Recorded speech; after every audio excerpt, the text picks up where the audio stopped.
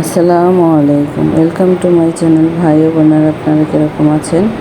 আল্লাহর রহমতে অবশ্যই ভালো আছেন, আমরাও সবাই ভালো আছি। আর এই তো গরম পড়েছে, তো গরমে কি খাবো, ভালো লাগে না। তো এই তো কলমি শাক ভাজি করব, কীভাবে ভাজি করব এটাই শেয়ার করব আপনাদের সঙ্গে।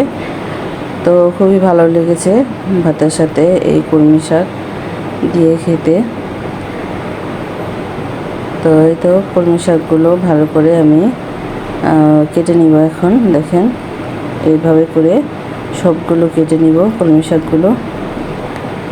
এই তো এগুলো সবগুলো কেটে নিব, অল্প একটু কেটেছি, ওইটাই আপনাদের সঙ্গে শেয়ার করলাম যে কিভাবে কেটে নিয়েছি। এখন ভালো করে কেটে ভালো করে ধুয়ে পরিষ্কার করে নিব। তো আপনারা দেখতে থাকুন কীভাবে ভাজিটা করে। এরকম করে ভাজি করলে কিন্তু ভালো লাগে অনেক খেতে। তো যারা এখন একটা লাইক দেননি, অবশ্যই একটা লাইক দিয়ে অবশ্যই কমেন্ট করে জানাবেন। আপনাদের লাইক কমেন্ট আমার অনেক মূল্যবান।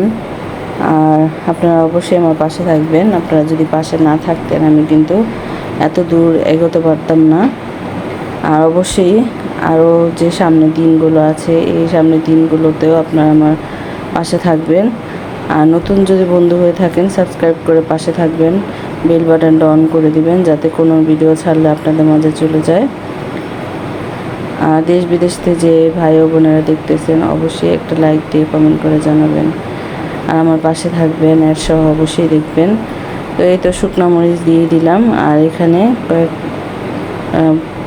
কাঁচামরিচ কুচি দিয়ে দিলাম কেটে, আর পেঁয়াজ কুচি, রসুন কুচি। এখন ভালো করে একটু কালার করে নিব, ভেজে নিব। এই তো দেখেন কালার চলে এসেছে। এখন আমি সেই কলমি শাকগুলো ধুয়ে ভালো করে পরিষ্কার করে একটা ঝুড়ির মধ্যে ঝরিয়ে রেখেছিলাম। এখন অর্ধেকটা দিয়েছি, এখন একটু নাড়াচাড়া দিয়ে নিব আর লবণ দিয়ে নিচ্ছি। এই তো পাট শাকগুলো, কলমি শাকগুলো এখন ঢেকে রেখে দিব সবগুলো দিয়ে। একটু মজে আসলে, আর এগুলো কিন্তু এতগুলো থাকবে না, অনেকই কমে যাবে।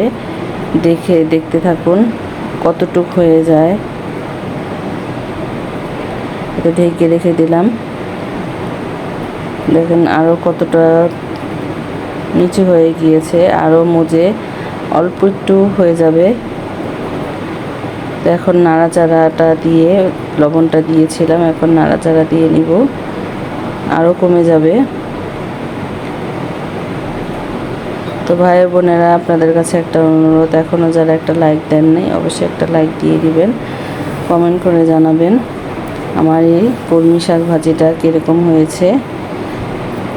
আর আমার পুরনো বন্ধুদের অসংখ্য অসংখ্য ধন্যবাদ আমার পাশে থাকার জন্য, অনেক সুন্দর সুন্দর কমেন্ট করার জন্য। এই তো একটু নাড়াচাড়া দিয়ে আবার ঢেকে রেখে দিচ্ছি, ঢেকে রেখে দিলাম। এই তো দেখেন, তো অনেকটাই হয়ে গিয়েছে, সিদ্ধ হয়ে গিয়েছে। এখন ভালো করে একটু নাড়াচাড়া দিয়ে ভাজা ভাজা করে নেব। এখন আর ঢাকনা দিয়ে ঢাকবো না। তো খুবই সুন্দর একটা গ্রান বের হয়েছে। আর কলমি শাক ভাজি কার কার পছন্দ কলমি শাক? তো কলমি শাক কিন্তু খাওয়া অনেক উপকার, অনেক হেলদি এই কলমি শাক। তো এই তো নাড়াচাড়া দিয়ে এখন একটু ধনিয়া পাতা দিয়ে দিব। যেমন একটু ধনিয়া পাতা দিয়ে একটু ভাজা ভাজা করে নামিয়ে ফেললাম। দেখেন, তো ধৈর্য ধরে দেখার জন্য অসংখ্য ধন্যবাদ। একটা লাইক দিয়ে অবশ্যই কমেন্ট করে জানাবেন। ভালো থাকবেন, সুস্থ থাকবেন, নিরাপদে থাকবেন, আমার পাশে থাকবেন, আমার জন্য দোয়া করবেন, আমি যেন অনেক দূরে এগোতে পারি। আমার পাশে থাকবেন। আল্লাহ হাফিজ।